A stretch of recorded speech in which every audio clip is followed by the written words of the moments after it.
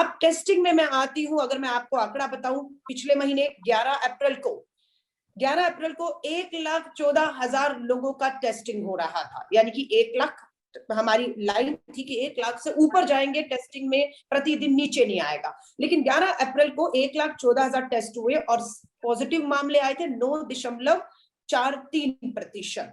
और उसके बाद देखा गया कि 26 अप्रैल को ये संक्रमण का जो दर है वो बढ़कर 35% पहुंच गया। तो सरकार ने इस दर को कम करने के लिए टेस्टिंग ही कम कर दी। और आप पूरा अप्रैल का महीना, 11 अप्रैल के बाद से अगर आप देखेंगे, खासतौर से 26 अप्रैल जब पॉजिटिविटी रेट बढ़ा और मई तक 1 लाख का जो हमारी लाइन थी कि प्रतिदिन 1 लाख टेस्टिंग होगी, कभी भी आप उठा लीजिए 70, 60 और 50 हजार के बीच में टेस्टिंग हुई है। 40 से 50% टेस्टिंग दिल्ली के अंदर कम कर दी गई है।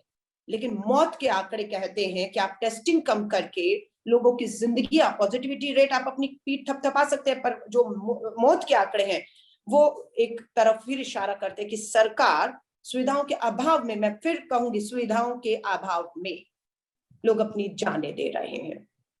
अब मैं आपके पास फिर आती हूँ, ये गंभीरता के बाद दिल्ली की आज की स्थिति जब मैं आपसे बात कर रही हूँ, मई 2021, आज 22 मई है, सिर्फ मई के इस 22 दिनों में 6,967, जी हाँ, मात्र मई के इस 22 दिनों के अंदर आज का दिन मिला लें तो 6,967 लोग मौत के मुंह में जा चुके हैं। एक महीने पूरा नहीं हुआ अभी।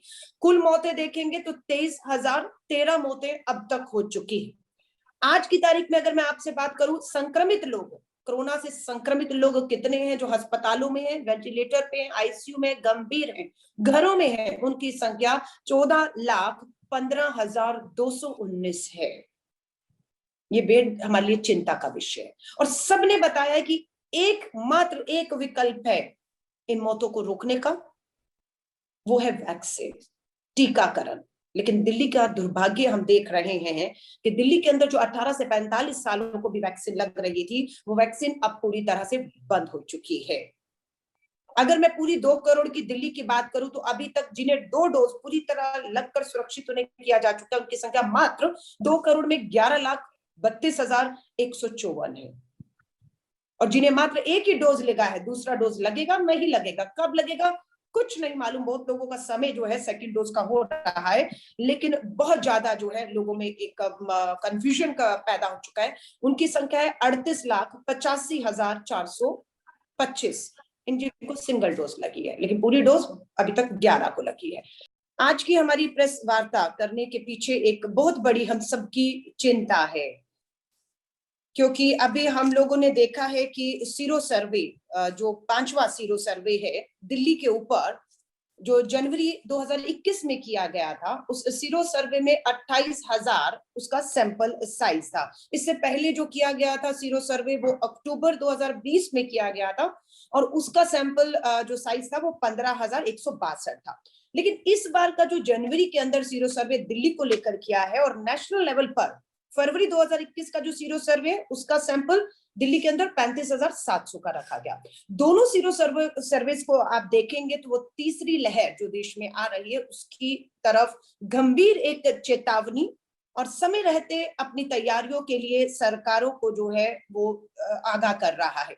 मुझे नहीं मालूम कि हाँ, दिल्ली की सरकार की बात कर रही हूँ, उन्होंने पहले की सीरो सर्विस को बिल्कुल नजरअंदाज किया, तैयारियां नहीं की, ऑक्सीजन, वेंटिलेटर, आईसीयू बेड सबकी किल्लत हमने देखी और लोग लगातार मौत के मुंह में जाते रहे।